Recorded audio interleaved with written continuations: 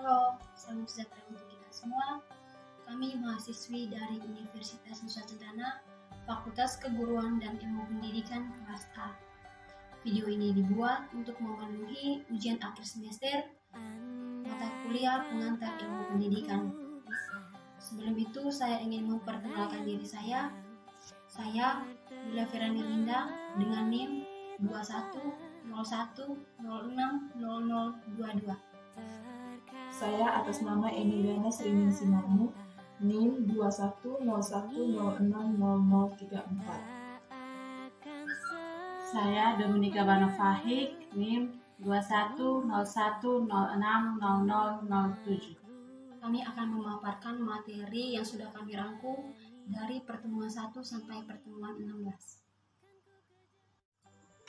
Manusia sangat jelas berbeda dengan hewan. Hal ini dapat dilihat melalui wujud sifat hakikat manusia, yakni kemampuan menyadari diri, kemampuan bereksistensi, kepemilikan kata hati, moral, tanggung jawab, rasa kebebasan, kewajiban dan hak, kemampuan menghayati kebahagiaan, serta kemampuan berbahasa. Selain itu, ditilik dari segi lain, manusia ternyata memiliki dimensi-dimensi yang meliputi. Yang pertama, dimensi individual, dimensi sosial, dimensi susila, dan dimensi agama. Melalui pendidikan dimensi-dimensi tersebut akan mengalami perkembangan sesuai dengan pendidikan yang dilakukan. Perkembangan tersebut memiliki dua arah, yaitu perkembangan yang utuh dan perkembangan yang tidak utuh. Keutuhan terjadi antara aspek jasmani dan rohani, antara dimensi keindividualan, kesosialan, kesusilaan, dan keberagaman. Pengembangan hal-hal tersebut dikatakan utuh apabila keseluruhannya mendapatkan pelayanan yang berimbang. Pendidikan yang dalam kegiatannya saling terkait secara fungsional sehingga merupakan satu kesatuan yang terpadu dan diharapkan dapat mencapai tujuan. Dalam proses atau kegiatan pendidikan terdapat beberapa komponen yang harus dimiliki seperti tujuan pendidikan, pendidik, peserta didik, metode, media, dan alat pendidikan. Materi pendidikan, serta lingkungan yang sangat mempengaruhi keberhasilan dari suatu pendidikan.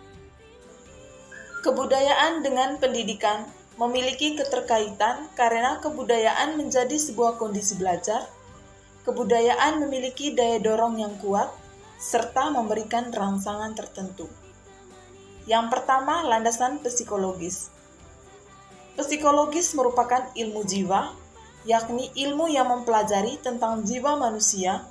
Jiwa atau psikis dapat dikatakan inti dan kendali kehidupan manusia yang selalu berada dan melekat pada manusia itu sendiri. Landasan psikologis pendidikan harus mempertimbangkan aspek psikologis peserta didik. Peserta didik harus dipandang sebagai subjek pendidikan yang akan berkembang sesuai dengan tingkatan pertumbuhan dan perkembangan mereka. Pendidikan harus akomodatif terhadap tingkat perkembangan dan pertumbuhan mereka. Yang kedua, landasan ilmiah dan teknologis.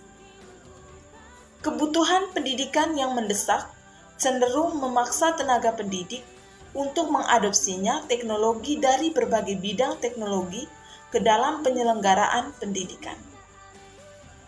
Pendidikan yang berkaitan erat dengan proses penyaluran pengetahuan haruslah mendapat perhatian yang proporsional dalam bahan ajaran. Dengan demikian, pendidikan bukan hanya berperan dalam pewarisan iptek, tetapi juga ikut menyiapkan manusia yang sadar iptek dan calon pakar iptek itu. Selanjutnya, pendidikan akan dapat mewujudkan fungsinya dalam pelestarian dan pengembangan iptek tersebut. Yang dimaksud dengan asas pendidikan merupakan kaidah atau ketentuan yang menjadi acuan dalam bidang pendidikan. Asas-asas pendidikan terdiri atas asas tuturi handayani, asas belajar sepanjang hayat, dan asas kemandirian dalam belajar. Dalam asas-asas tersebut merupakan satu kesatuan yang tidak dapat dipisahkan. Dalam asas tuturi handayani terdapat 3 semboyang. Yang pertama, Ingar Sasung Tulada. Yang kedua, Ingma Diamangun Karsa. Yang ketiga, Tuturi Handayani. Pendidikan merupakan penyiapan peserta didik bagi dan peranannya di masa yang akan datang. Dengan demikian, pendidikan seharusnya selalu mengantisipasi keadaan masyarakat masa depan.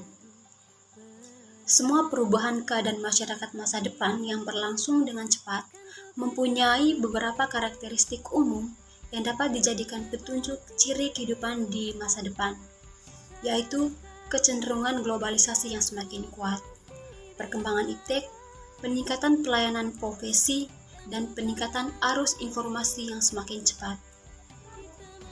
Segala keseluruhan hal itu sudah tampak perubahannya masa kini, serta diperkirakan akan makin penting peranannya di masa depan. Dan pendidikan berkewajiban mempersiapkan generasi baru yang sanggup menghadapi tantangan zaman baru yang akan datang. Dan pengembangan pendidikan dalam masyarakat yang sedang berubah dengan cepat haruslah dilakukan secara menyeluruh. Segala pemikiran-pemikiran yang membawa pembaruan pendidikan disebut sebagai aliran-aliran pendidikan. Dengan banyaknya aliran-aliran dalam ranah pendidikan, bukan berarti akan membuat semakin tidak jelas konstruktif filsafat pendidikan. Akan tetapi, dalam masing-masing aliran pendidikan akan dapat menghasilkan titik temu yang harmonis. Berdasarkan hal tersebut, pendidikan dan pembangunan memiliki ketergantungan yang sangat erat di antara keduanya, yaitu 1. Pendidikan merupakan usaha dalam diri manusia, sedangkan pembangunan merupakan usaha keluar dari diri manusia.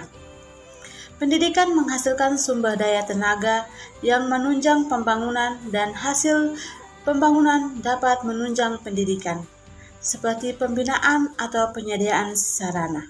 Adapun jenis permasalahan dalam pendidikan. Yang pertama, pemerataan pendidikan.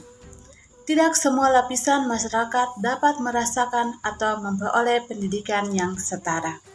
Yang kedua, mutu pendidikan. Kualitas dan kuantitas pengajar serta fasilitas yang terbatas. 3. Efisiensi pendidikan. Pengolahan sumber daya seperti uang, waktu, dan tenaga. Yang keempat, relevansi pendidikan. Ketidaksesuaian antara pendidikan dengan perkembangan di masyarakat.